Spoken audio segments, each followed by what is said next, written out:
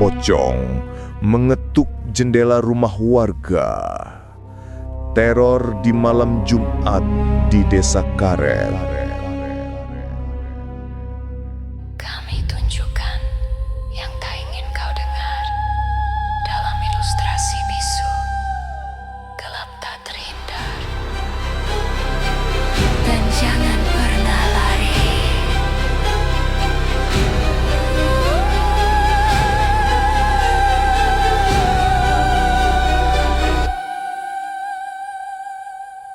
Desa Karet adalah desa kecil yang terletak di pinggir perkebunan karet tua.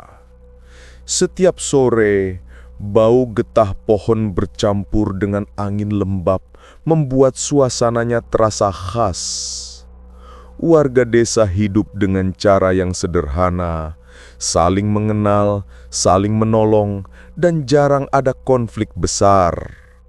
Namun ketenangan itu berubah ketika kabar tentang kemunculan sosok pocong mulai menyebar dari mulut ke mulut.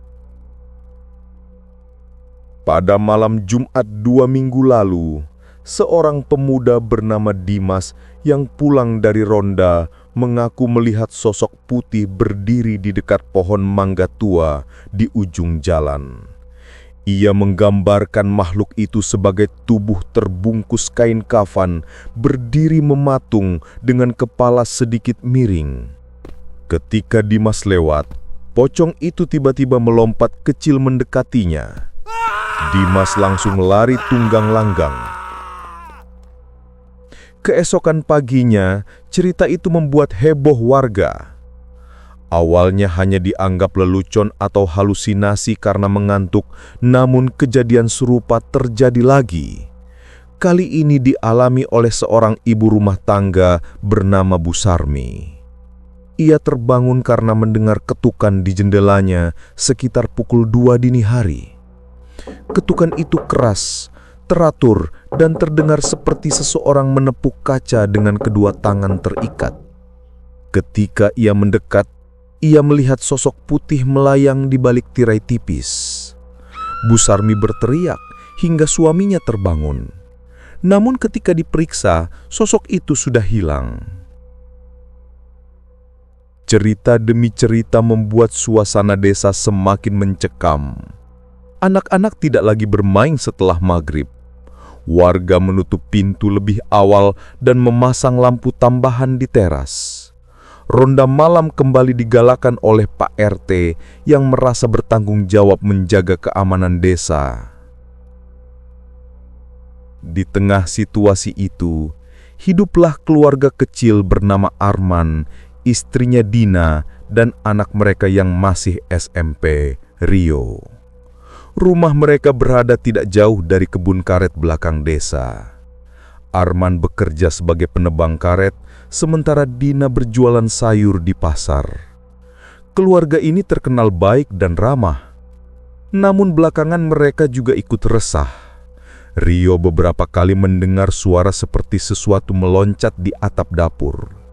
Dina sering merasa seperti ada yang memperhatikan dari halaman belakang ketika ia menimba air di sumur. Arman sendiri beberapa kali melihat bayangan putih di antara batang karet saat ia pulang malam. Suatu malam, ketika angin lebih dingin dari biasanya dan suasana desa terasa sunyi, Arman pulang lebih larut dari kebiasaan.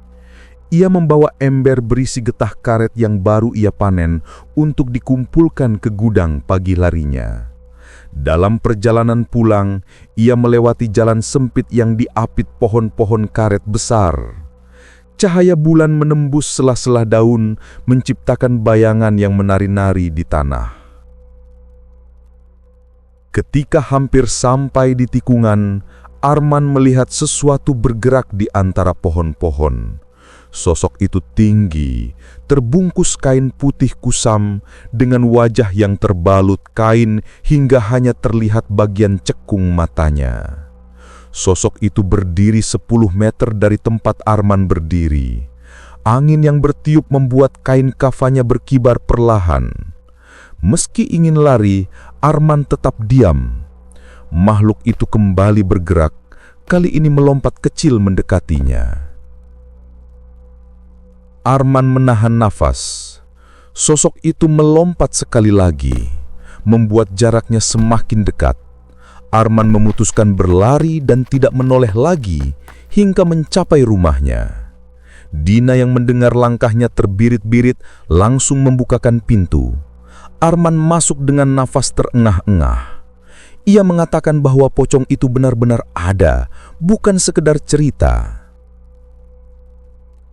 Keesokan harinya, kabar itu cepat menyebar.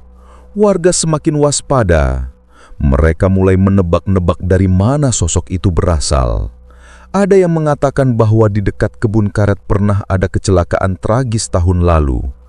Ada yang bilang bahwa seorang warga yang meninggal tiba-tiba tahun lalu mungkin belum tenang. Namun tidak ada yang tahu pasti. 3 hari kemudian, teror pocong semakin menjadi-jadi. Di beberapa malam berturut-turut, warga mendengar suara ketukan di pintu dan jendela.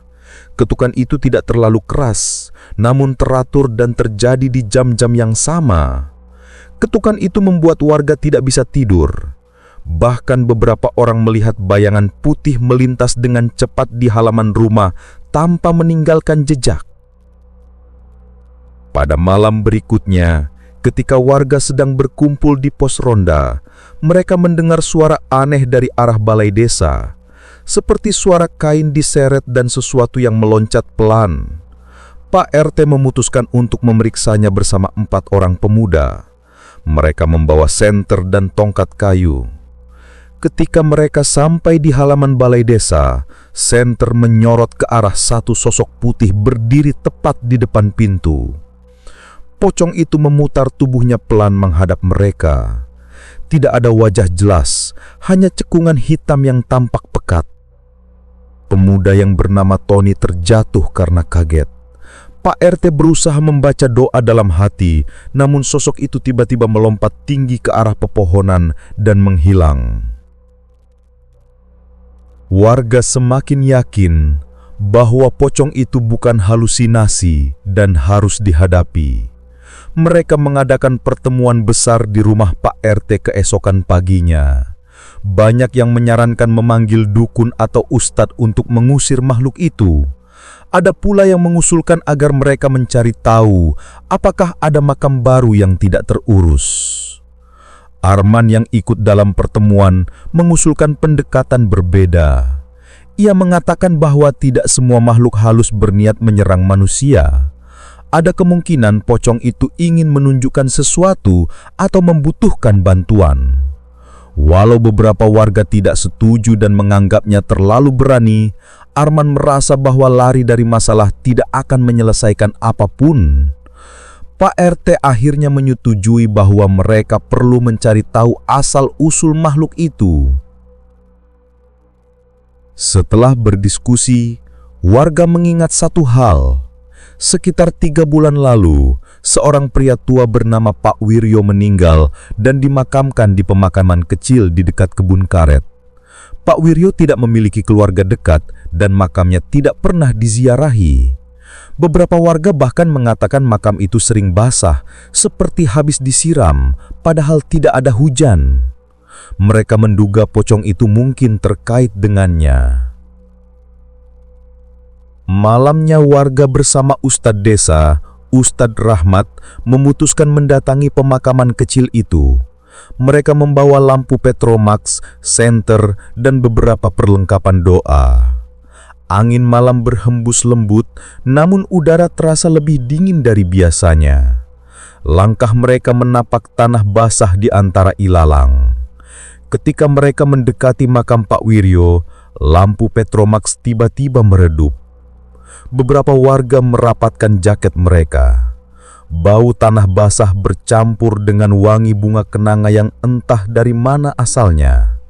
Di depan makam itu, tiba-tiba muncul sosok putih berdiri mematung. Pocong itu lebih jelas dari sebelumnya. Tubuhnya tidak goyah, kain kafannya lusuh dan wajahnya tertutup rapat oleh kain. Para warga mundur beberapa langkah, namun Ustadz Rahmat melangkah maju, berdiri sekitar 3 meter dari pocong itu. Ia memegang tasbih dan mulai melantunkan ayat-ayat doa. Pocong itu tidak bergerak, hanya berdiri memandang mereka. Ketika doa semakin lantang, pocong itu bergerak mendekat. Ustadz Rahmat tetap tenang. Pocong itu berhenti tepat di depan makam. Ia menunduk pelan, lalu menghadap warga, seolah menunjukkan bahwa makam itu adalah tempat ia berasal. Warga perlahan mulai mengerti. Mereka memutuskan membersihkan makam tersebut. Rumput liar dicabut, batu nisan dibersihkan, dan tanah diratakan. Mereka menaburkan bunga dan membacakan doa bersama. Pocong itu tetap berada di dekat makam, tidak mengganggu, hanya diam seperti sedang menunggu. Setelah mereka selesai, Ustadz Rahmat mengangkat tangan dan membaca doa pelepasan. Pocong itu perlahan mengangkat wajahnya, lalu tubuhnya mulai memudar seperti asap tipis yang tertiup angin. Dalam hitungan detik, ia menghilang tanpa suara, meninggalkan suasana pemakaman yang kembali sunyi. Sejak malam itu, teror di Desa Karet berhenti total. Tidak ada lagi ketukan misterius, bayangan putih, atau suara meloncat di atap rumah. Warga dapat tidur nyenyak kembali. Anak-anak bermain seperti biasa, dan para ibu kembali sibuk di dapur tanpa rasa takut. Arman merasa lega. Dina kembali berjualan dengan tenang, sementara Rio bisa belajar tanpa gangguan. Desa Karet kembali hangat seperti dulu. Mereka merasa masalah yang mereka hadapi bukan sekadar teror, tetapi juga pengingat untuk merawat makam dan mendoakan mereka yang telah pergi. Tidak ada warga yang menyesal membantu mengakhiri keresahan itu. Mereka justru semakin rukun.